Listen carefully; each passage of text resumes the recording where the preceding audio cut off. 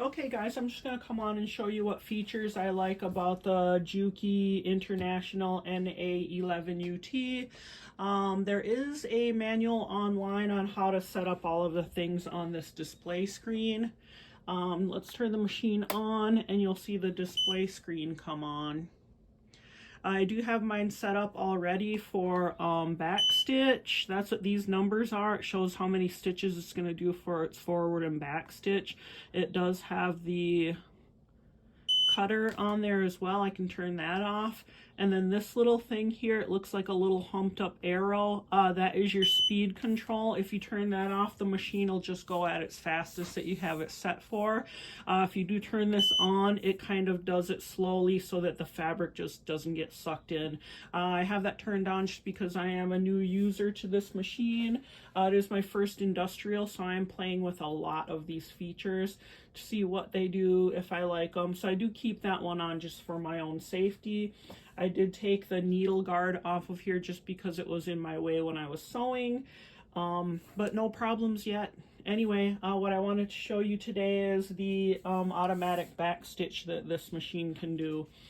So you'll see the 3333. Those are the front back stitch, or when you start your stitch, it'll do a back stitch of 3 stitches forward, then 3 stitches back. Then it'll start to sew at this ramped up speed thing that we've got going on here. Okay, and then the last 2, 3 and 3 are the same. So when you end your stitch, you step back on your foot pedal and it will do the back stitch, and then it'll cut your thread if you have it set up to do that. So that's how I like to do mine. So it's turned off right now. All of the features are turned off. I'm just going to turn the scissors back on just because I like that feature. So I'm just going to go ahead and just sew a little bit down this little strip here just to show you what that will look like. I do have a 5mm stitch length approximately on there. So I'm just going to stitch a few, and as you can see, it just goes forward, doesn't do anything. I'm going to press back on my back pedal, and it just cuts the thread and lifts the needle up. Okay, so that's all that it did. Nothing fancy. Okay, so I'm going to turn this feature on right now. If you go down here, you see the A, B, C, and D. I'm going to turn these on. They do have a feature where it'll do 2 back stitches per section. With this thick thread and what I use it for, that is a bit excessive. So I'm just going to bump these 2 back on. You don't have to turn the machine on and off for this feature to work. I'm not sure if some models will have you do that, but if you go in here and mess with any of the settings, they do want this to be shut off again, then back on, and then your features will work. Okay, so I'm just going to try this at the settings that I have it on.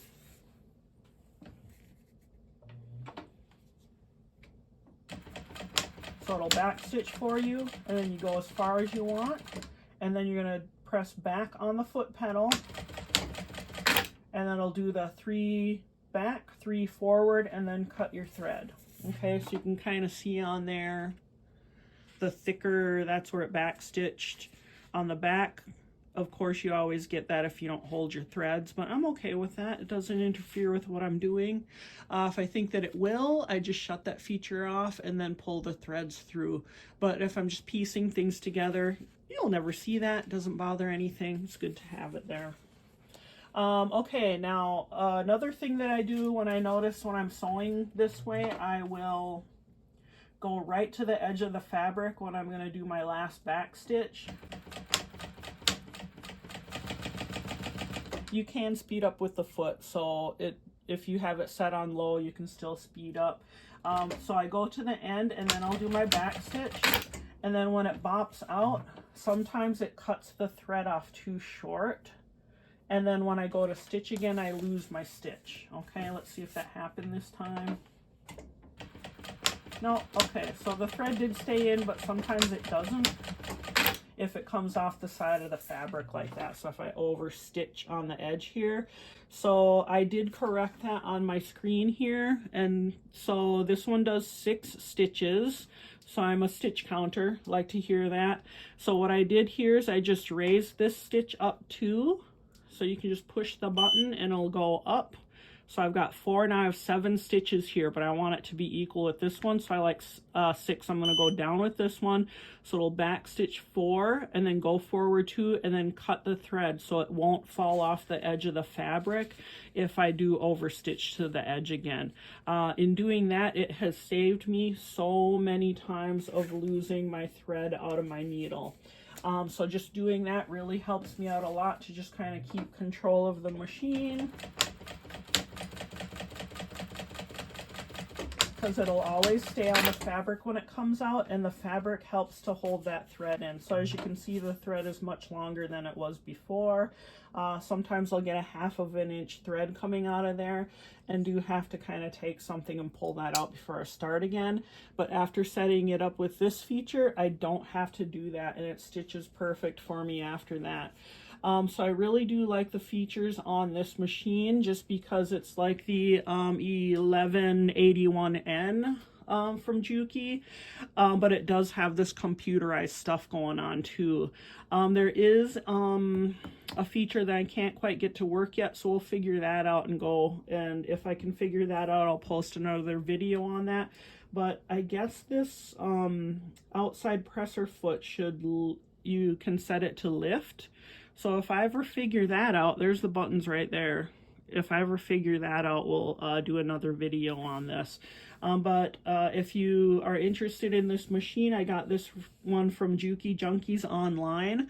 I do believe they're in Florida, and I'm in Minnesota, and it just shipped in a few days. So I've been very happy with this thing. So anyway, I'll post it up there. If you guys have any questions, just let me know in the comments below. Thanks.